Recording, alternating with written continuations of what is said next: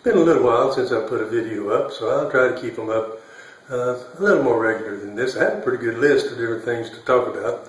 So in the meantime, this one is about how to use a saw and how to allow a saw to do the job that it was designed to do, which will do quicker, better, and safer for you. In fact, I kind of let one nick me while I was doing this. So accidents can happen even when you're aware of them, and try to watch out for them. Just be aware of that. Alrighty, let's look at some saws.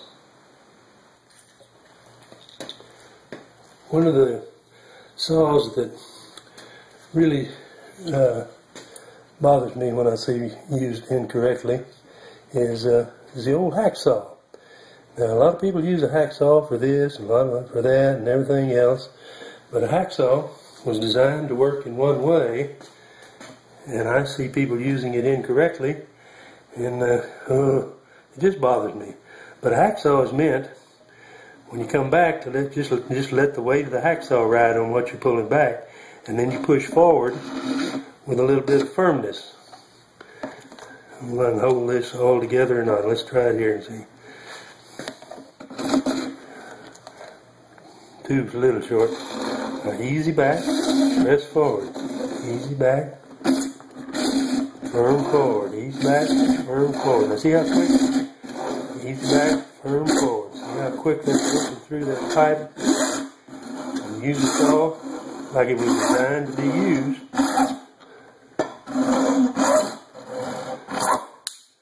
It'll just work right through it. And I'm going to cut off one more because I'm working on another little project.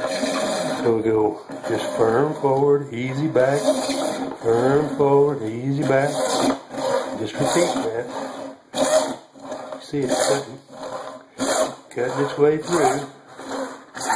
Let the tool do the job it was designed for, and it works out a whole lot better. Poor little old hacksaws. One other type of saw we have to work with is just an old carpenter saw that a lot of people have around the house. Now this saw and the hacksaw have a couple of things in common that can help make your sawing job easier when you're aware of it. Is that the teeth on this saw and the hacksaw and some other little saws around the house, coping saw, whatnot, the teeth will point forward. The teeth will point toward where you put the little bit of pressure on as you saw. And if you'll keep that in mind and put pressure forward, then the teeth can be chewing into the wood to cut it. If you push too hard, the teeth on this one and the other one will dig into whatever it is you're trying to cut and slow you down and bind you down. So just a firm forward, then an easy back, and they'll work a whole lot better. So let's look at this one and see how it works. Okay, so here we have a little carpenter saw. Let's see what we can do with this. Start it easy. Get your little groove working. Sometimes you have to do it twice. And once you get the groove working,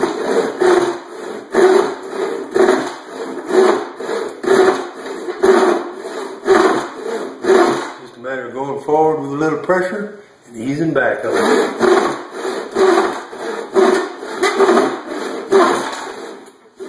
Of course, it helps to keep the saw straight too, not let it wiggle or bend in your cut.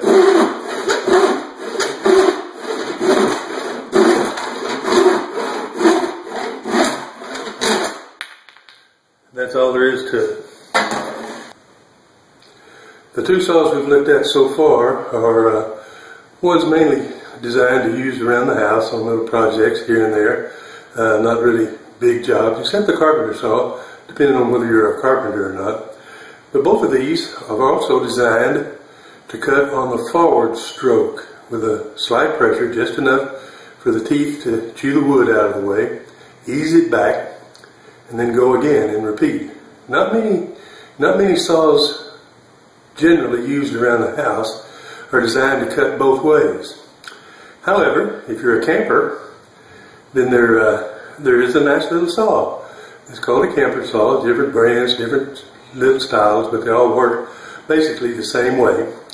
And I'll show you that in just a second. And then of course in the commercial industry, You have the big crosscut saws where the lumberjacks take big trees on and cut them apart, where it takes two guys to operate the thing. But we're not going to get into that. Just a little camping saw, and it does cut both directions. So let's see what that looks like.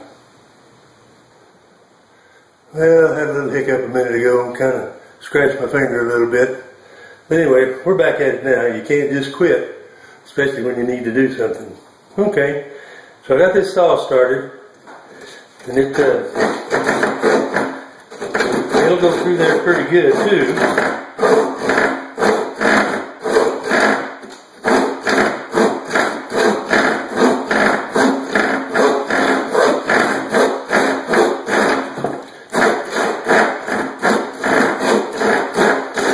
However, you realize this saw is not made to cut wood like this. It's made to cut the old tree branches and stuff. It does a little better out in the wild than it does in here, but it still cuts it.